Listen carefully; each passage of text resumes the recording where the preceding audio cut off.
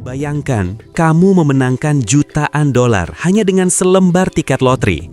Hidup yang tadinya sederhana tiba-tiba berubah total.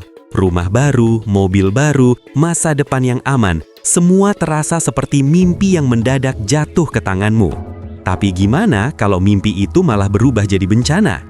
Gimana jika keberuntungan itu justru membuka pintu ke sesuatu yang jauh lebih gelap? Sesuatu yang akhirnya merenggut nyawamu. Inilah kisah Abraham Shakespeare, seorang pria biasa yang mendadak jadi jutawan.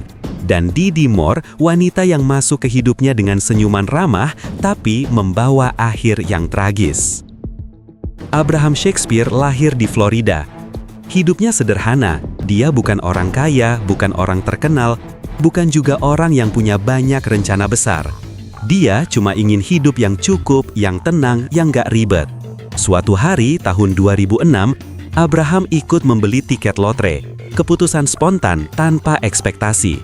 Dan entah bagaimana, tiket itu malah menang 30 juta dolar. Dalam semalam, hidupnya berubah. Dari orang yang pas-pasan, dia mendadak jadi sultan. Tapi berubahnya hidup justru bikin beban baru. Orang-orang di sekitar datang minta bantuan, minta uang, minta dibayarin ini itu. Banyak dari mereka bukan benar-benar peduli, hanya memanfaatkan kebaikan Abraham. Dia capek, stres, dan mulai hilang kepercayaan pada orang-orang di sekitarnya.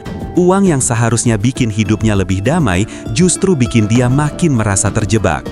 Dan di saat Abraham lagi sangat rentan, muncullah Didi Moore, wanita penuh percaya diri, banyak bicara, terlihat profesional, dan selalu tampak punya solusi. Moore mendekati Abraham sambil membawa satu janji yang terdengar sangat meyakinkan, bahwa dia bisa membantu mengelola uang Abraham, melindunginya dari orang-orang yang hanya ingin memanfaatkan. Abraham yang sudah lelah dengan tekanan dan tuntutan, akhirnya membuka pintu dan membiarkan Moore masuk ke hidupnya. Tapi setelah masuk, Moore tidak hanya sekadar membantu. Dia mengatur jadwal Abraham, mengatur siapa yang boleh bertemu, mengatur dokumen, mengatur keuangan. Semuanya dilakukan perlahan-lahan sampai kontrol penuh berada di tangannya. Begitu Abraham mulai percaya dan bergantung, Moore bergerak lebih jauh. Ia membuat perusahaan atas nama Abraham, tapi dia sendiri yang memegang seluruh akses. Aset dan uang Abraham mulai bergeser menuju Moore, sedikit demi sedikit tanpa disadari Abraham. Pada akhir 2009, keadaan makin aneh. Abraham menghilang. Tidak ada kabar, tidak ada kehadiran, tidak ada kontak langsung. Orang-orang bertanya, tapi selalu Moore yang menjawab. Dan jawabannya selalu berbeda-beda. Kadang dia bilang Abraham pergi jauh untuk istirahat. Kadang dia bilang Abraham capek dengan hidupnya yang sekarang. Kadang dia bilang Abraham tidak mau diganggu. Moore bahkan mengirim pesan ke keluarga Abraham dengan HP Abraham sendiri. Tapi gaya bahasanya sangat mencurigakan. Spelling berbeda, cara ngomong berbeda, semuanya terasa bukan Abraham. Polisi menerima laporan orang hilang, tapi kasusnya tidak mudah. Moore terus bicara, terus manipulasi, terus mencoba memoles cerita yang mulai retak. Tapi pada akhirnya ada satu saksi yang membuat semua simpul mulai terbuka. Saksi itu bilang Moore pernah minta bantuan untuk menggali bagian belakang properti yang baru ia beli. Alasannya terdengar aneh. Polisi mulai curiga. Mereka membawa alat pendeteksi anomali tanah, dan dari situ mereka menemukan sesuatu terkubur di bawah beton. Setelah penggalian dilakukan, ditemukanlah jasad Abraham Shakespeare. Ia ditembak dan dikubur rapi, berlapis beton, seolah-olah hidupnya bisa ditutup begitu saja. Penemuan ini mengakhiri semua cerita palsu yang Moore buat.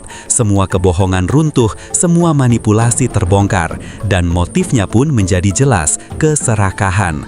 Polisi kemudian menemukan banyak bukti bahwa Moore telah memindahkan aset, properti, dan uang Abraham ke dirinya sendiri. Semua transaksi, semua dokumen, semua manipulasi, semuanya mengarah pada satu hal. Moore ingin menguasai seluruh uang Abraham. Pada tahun 2012, Didi Moore akhirnya diadili. Dalam persidangan, ia masih mencoba menyangkal. Ia bilang dia dijebak, ia bilang dia hanya ingin membantu. Ia bahkan mencoba menyalahkan orang lain, tapi bukti tidak bisa dibantah. Jejak digital, dokumen keuangan, pesan palsu, hingga kesaksian saksi, semuanya mengungkap bahwa Moore merencanakan semuanya dari awal. Hasilnya, ia dijatuhi hukuman penjara seumur hidup tanpa kemungkinan bebas bersyarat. Kisah Abraham Shakespeare jadi pengingat pahit bahwa tidak semua orang yang datang ketika kita sukses benar-benar peduli. Kadang mereka datang karena melihat kesempatan. Kesuksesan bisa membawa kebahagiaan, tapi juga bisa membuka pintu bagi orang-orang yang ingin mengambil semuanya, bahkan nyawa. Mendadak kaya bisa membuat seseorang terlihat seperti target empuk bagi mereka yang hanya punya satu tujuan, uang. Dan itulah tragedi Abraham Shakespeare, seorang pria yang hanya ingin hidup tenang, yang hanya ingin menikmati keberuntungan yang jarang terjadi, tapi akhirnya justru kehilangan segalanya karena seseorang yang datang membawa janji manis. Menurut kalian, apakah identitas pemenang lotre memang seharusnya dirahasiakan demi keamanan?